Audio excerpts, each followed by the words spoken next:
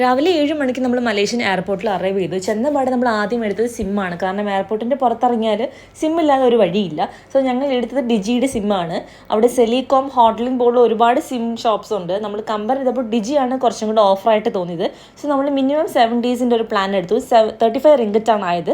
അതായത് അറൗണ്ട് ഒരു 700 റുപ്പീസ് ആയി. So next പ്രോസസ്സിന് ഇമിഗ്രേഷനാണ്. ഇമിഗ്രേഷനൊക്കെ വളരെ സ്മൂത്താണ്. ജസ്റ്റ് 5-10 മിനിറ്റ്സ് മാത്രമേ എടുത്തുള്ളൂ. കാരണം ഞങ്ങൾ പോയത് ഒരു വർക്കിംഗ് ഡേ ആയതുകൊണ്ട് വളരെ തിരക്ക് കുറവായിരുന്നു. ടൂറിസ്റ്റൊക്കെ വളരെ കുറവായിരുന്നു. സോ പെട്ടെന്ന് തന്നെ ഇമിഗ്രേഷനൊക്കെ ഫിനിഷായി. ഇനി ഇമിഗ്രേഷൻ കഴിഞ്ഞ് പുറത്തോട്ട് ഇറങ്ങുമ്പോൾ വലിയൊരു ഷോപ്പിംഗ് മോളാണ് ഈ ഒരു എയർപോർട്ട്. പക്ഷേ ഇപ്പോൾ നമുക്ക് ചുറ്റിക്കറങ്ങി കാണാനുള്ള ടൈമില്ല. തിരിച്ച് നാട്ടിലേക്ക് പോകുമ്പോൾ ഇങ്ങോട്ട് തന്നെ വരണമല്ലോ, അപ്പോൾ കാണാമെന്ന് കരുതി.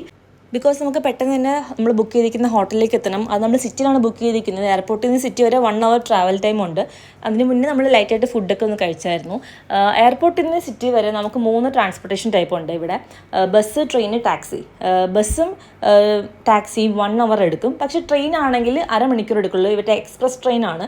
സോ അതിനനുസരിച്ച് റേറ്റും ഇച്ചിരി കൂടുതലാണ്. ഞങ്ങൾ ബസ്സാണ് ചൂസ് ചെയ്തത്. ഒരാൾക്ക് 15 റിംഗറ്റാണ് അതായത് അറൗണ്ട് 300 റുപ്പീസ്. സോ ബസ് നമ്മുടെ നാട്ടിലെ പോലത്തെ ലോക്കൽ ബസ്സല്ല, ഇവിടുത്തെ ലോക്കൽ ബസ്. ഇത് ഭയങ്കര പ്രീമിയം എയർ കണ്ടീഷൻ്റെ ഭയങ്കര കംഫർട്ടബിൾ ആയിട്ടുള്ള ബസ്സാണ്. ഞങ്ങൾക്ക് 1 hour നന്നായിട്ട് ഉറങ്ങാനൊക്കെ പറ്റിയതിലിരുന്ന്. പിന്നെ നമ്മൾ ഹോട്ടൽ ചെക്ക് ഇൻ ടൈം വന്നിട്ട് 2:30 PM ആണ്. ഏഷ്യയിലെ മിക്ക കൺട്രീസിലും ആഫ്റ്റർനൂൺ 2:30 PM ആണ് ചെക്ക് ഇൻ ടൈം. പക്ഷേ ഞങ്ങൾ എന്തായാലും രാവിലെ 10 മണിക്ക് തന്നെ ഹോട്ടലിലെത്തും. സോ ഞങ്ങൾ ഏർലി ചെക്ക് ഇൻ ചെയ്യാമെന്ന് കരുതി. എക്സ്ട്രാ പേയ്മെൻറ്റ് കൊടുക്കണം എന്നുള്ളവർക്ക്.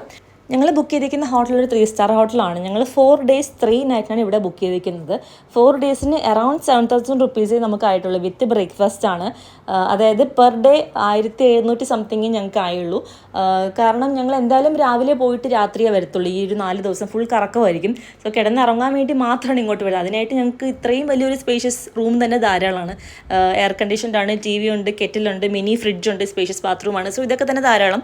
ഭയങ്കര ബഡ്ജറ്റിൽ ട്രാവൽ ഉദ്ദേശിക്കുന്നവരാണെങ്കിൽ നമ്മളിവിടെ നിൽക്കുന്ന എല്ലാ ദിവസവും 3 star ഹോട്ടലിൽ സ്റ്റേ ചെയ്യുന്നതായിരിക്കും നല്ലത്. പക്ഷേ ഞങ്ങൾ ഇച്ചിരി ചേഞ്ച് ആയിക്കോട്ടെ എന്ന് കരുതി 5th ഡേ ഒരു 5 star ഹോട്ടൽ ബുക്ക് ചെയ്തു. ബിക്കോസ് ഞങ്ങളുടെ പ്ലാൻ 4 day ഫുൾ കറക്കം and 5th day full chilling ആണ്. സോ ഞങ്ങൾ പെട്ടെന്ന് തന്നെ ഫ്രഷ് അപ്പ് ചെയ്ത് ഇറങ്ങി. സോ ഇനി ഫസ്റ്റ് ഡേ ഞങ്ങൾ എവിടേക്ക് പോയി എന്നുള്ള ഡീറ്റെയിൽഡ് വീഡിയോ നെക്സ്റ്റ് ഷോർട്സിൽ അപ്ലോഡ് ചെയ്തിട്ടുണ്ട്.